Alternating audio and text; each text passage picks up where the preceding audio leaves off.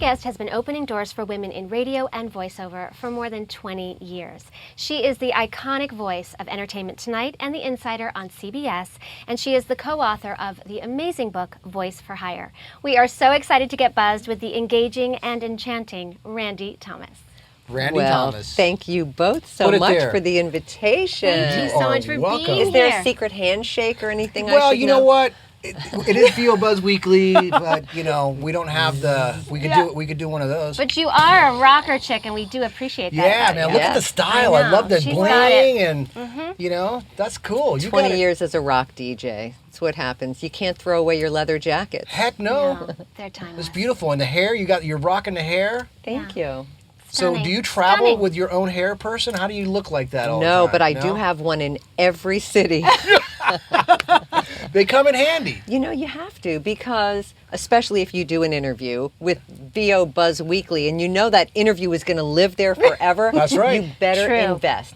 Now, you can go to Bloomingdale's and just buy a piece of makeup and they'll do your makeup at the MAC counter. That's true. But, you know, but then you don't get them to come with you to make sure that you look the same under the lights. Exactly. So we're talking experience, a little bit of diva-hood. Yeah, diva-hood all the way. It's working for you. Absolutely. Listen, I'm going to start off by asking you something that probably a lot of people ask you, but I don't know this, and I don't know that Stacey, and I know that a lot of people out there probably don't either, but how did you get started in VO, man? How did that work out?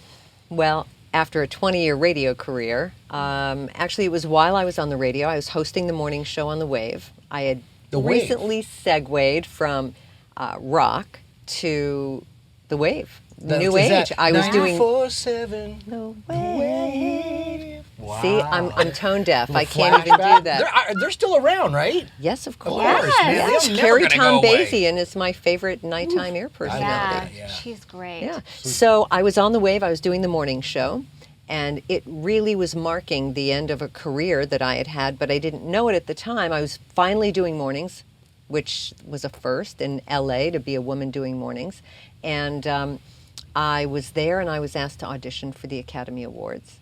So I answered that call, as I suggest anybody does. If they see Academy Awards office calling you, call them back, see what they want. They just said, will you do it? No. Oh, okay. I auditioned with about probably 50 other women. Yeah. Maybe not that many.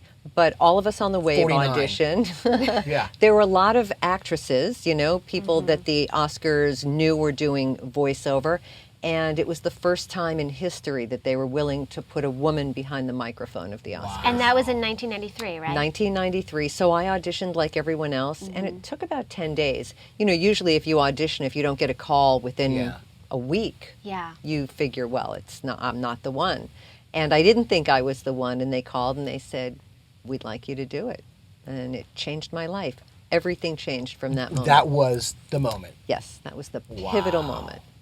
How cool is that? Were you aware at the time of how, because live announcing was the guys. Right. Were you aware at the time of how epic that was, or was it more of just, I'm living my life? And goodness, I had no idea what Good that, for you. what that involved. I really didn't. Yeah. Because as a DJ, you know, you're on the radio every single day. You're talking to people, and the first thing they teach you in radio is you're only speaking to one person. And so that was my philosophy. And I remember in the interview for the Oscars, they said, well, how are you going to feel when we go live to 1 billion people?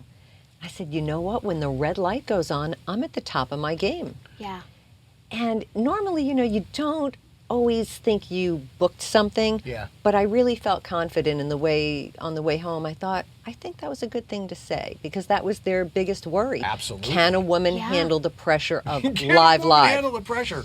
I think the woman can handle a lot more pressure. A woman can handle childbirth, for goodness sake. Get into that. That's a whole different show. and so, but it's like trailers, which hopefully we'll talk about at some point, which is the land where really women don't go at this point. Yeah. But for me, with live, I did my first Oscars terrified, but I got through it. I think I had one tiny fumble. Because we would do, you know, the red carpet. Now there's an entire show dedicated to the red carpet that precedes the Oscars. When I first did it, Jeff Margolis directed, and we would do the entire red carpet entrance that ran for about 3 minutes. Yeah. and you had to say, and there's George Clooney, and so, and there's blah, blah. And you would read a card, you would throw it, someone would tap you because picture changed. Mm-hmm. You'd read again, throw it, tap, picture. So, because if you Somebody would tap you? Yes, you had to have a tapper. So, if you looked at the screen to see who was on, by the time you got down to read that piece, they'd be gone and you'd be playing catch up. Wow. So, you literally had to read, toss, wait for your tap, read, toss. Have we ever had a tapper on the show? No. I don't think there are any Central more tappers. Casting, are there There you go. No more tappers. Are there still We did away no more with tappers tappers. now? No, they're extinct. Wow. They are. Tapping is extinct. So yeah, That's and then they insane. changed it, of course, so nobody has to First tap of all, anymore. now let's just switch roles here. If that was me, one tap is all it would have taken for me to go like, "What do you want? I'm working," and that's it. Show's gone.